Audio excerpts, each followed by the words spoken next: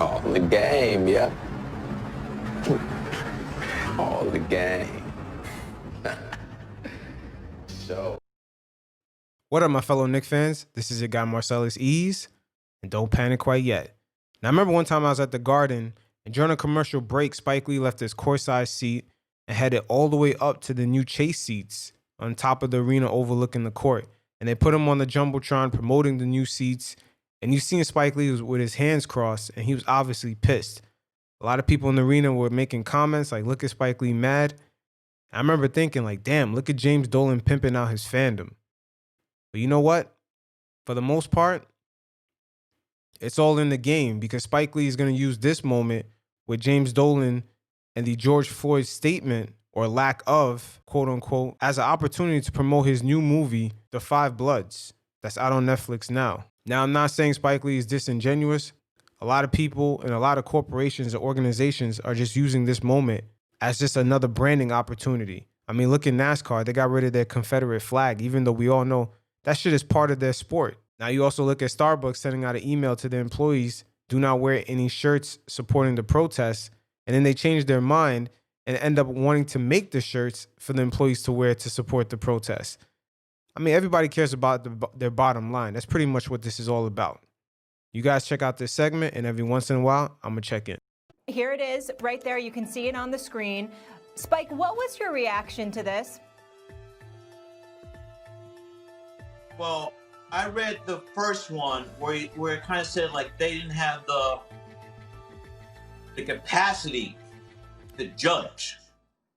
I think that sounds like the guy in the White House commenting on what happened in Charlottesville, that there were good guys on both sides. Now, you see what Spike Lee did right there? Once he throws out that Trump comparison, we all know it's going to be a bunch of clickbait articles. There's going to be a bunch of stuff all over social media, especially shaming the Knicks, shaming the owner. And at the same time, Spike Lee, somewhere in those articles or just those headlines, the Five Bloods movie is going to get a lot of promotion. Like I said, man, it's all in the game. For me, that's the same thinking. That's the same mentality. Even though the comment said that they support people that are for equality and just for all positive change, nothing said that there were good guys on both sides. But like I said, this is an opportunity for Spike to pimp out Dolan the same way his fandom was getting pimped out. How does that rest with you as a fan, though? As a longtime Knicks fan, I know it's difficult to root for them because they haven't performed well. How difficult does it become to root for them as a black man or just someone who appreciates freedom and justice to root for a team that is not going to come out forcefully and an owner who's not going to come out forcefully on the right side of these? Now, you see how you said it right there, the forcefully on the right side, an owner and a team that's not going to come out. How many owners did come out forcefully or just willingly about this situation? Now, I could only name a few owners who put their names behind their statements. That was Michael Jordan, the owner of the Hawks, the Golden State Warrior owners. Mark Cuban got on multiple podcasts talking about it, taking a stance. The Sacramento Kings owner. And shit, to my surprise, who would have ever thought? Gail Miller, the owner of the Utah Jazz, that country bubblefuck ass team. Who would have ever thought? Those are the only owners who made comments.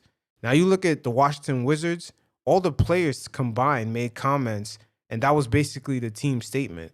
Nothing came from their front office or the top of the organization. Same thing for the Chicago Bulls. All the statements came from their, people who ran their charities, GMs, coaches. Very few statements came out from owners. It's about, 6 owners that actually said anything directly and put their name on it. So why is James Dolan getting all this press? Like I said, his beef with the Daily News, it has a trickle-down effect, and the rest of the media, they got that code red on homeboy. Mr. Dolan does not make it easy for me to be a Knicks fan. I grew up with Willis Reed. I was at Game 7, March 8th, 1970. I was there. You see Spike Lee once again. He knows what to say, man. A lot of salacious shit. James Dolan does not make it easy for me to be a Knicks fan. Like I said, all these headlines, all these statements are just headlines right there. And the movie at the end of the day, that shit's gonna get promoted. I'm right now. Well, you're seeing me. This is my office. I'm in the People's Republic of Brooklyn, New York, Fort Greene, Brooklyn, the fort, and I'm 4 blocks away from the Barclays Center, which ironically has been the meeting spot in Brooklyn for the marches, for the demonstrations. The Barclays Center has been the epicenter for where they meet here in Brooklyn.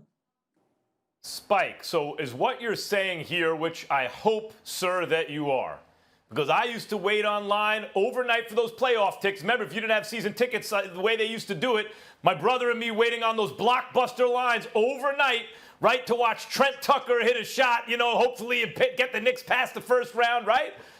But I gave them up after a while, couldn't do it anymore. So a team grows in Brooklyn, Spike. They got KD, they got Kyrie, they play hard, and there's none of this nonsense.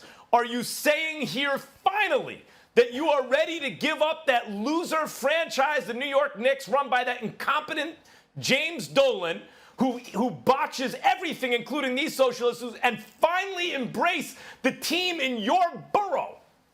Hell no. Hell no.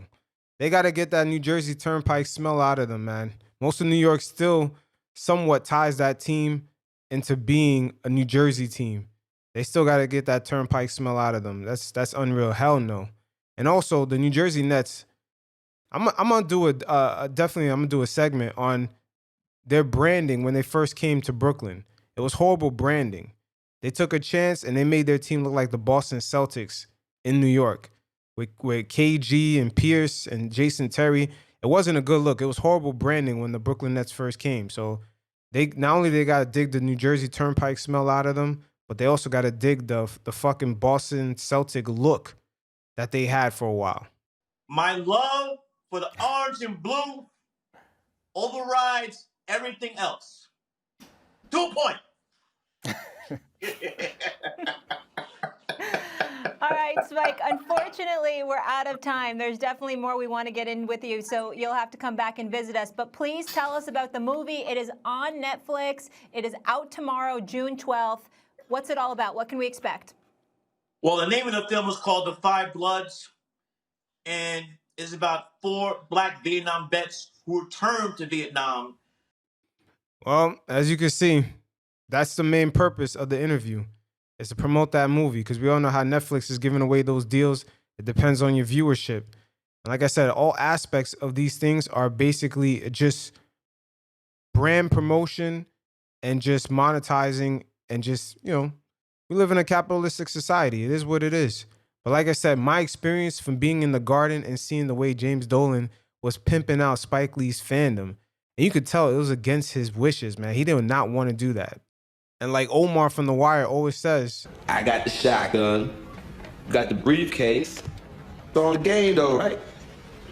it is what it is. You guys stay safe. Until next time, peace.